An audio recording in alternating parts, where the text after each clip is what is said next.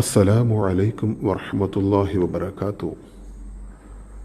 കാന്തപുരം ഉസ്താദിൻ്റെ മകൻ അബ്ദുൽ ഹക്കീം അസ്ഹരി, നമുക്കെല്ലാവർക്കും ഇഷ്ടമാണ് അദ്ദേഹത്തിന് ഇഷ്ടമുള്ളവർക്ക് ഈ വീഡിയോ ലൈക്ക് ചെയ്യുക, ചാനൽ സബ്സ്ക്രൈബ് ചെയ്യുക.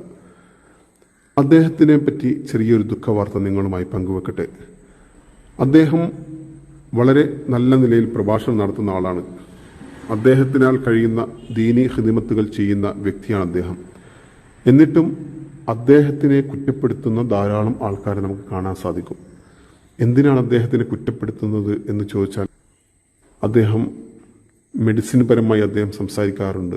തിബ്ബുൻ നബി പോലെയുള്ള കാര്യങ്ങൾ അദ്ദേഹം സംസാരിക്കാറുണ്ട്. അതുപോലെ വീട്ടിൽ ശ്രദ്ധിക്കേണ്ട കാര്യങ്ങൾ അദ്ദേഹം സംസാരിക്കാറുണ്ട്.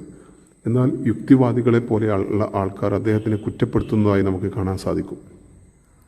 ഏതായാലും അദ്ദേഹത്തിൻ്റെ പിതാവ് നമ്മുടെ കാന്തപുരം ഉസ്താദിന് അല്ലാഹു തആല പൂർണ്ണമായ ആഫിയത്ത് പ്രദാനം ചെയ്യുമാറാകട്ടെ എന്ന് ആത്മാർത്ഥമായി ദുആ ചെയ്തുകൊണ്ട് നിർത്തുന്നു.